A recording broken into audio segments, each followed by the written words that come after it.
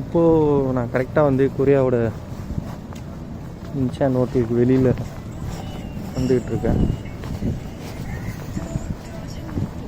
இது எல்லாமே அதோட இடம் தான்.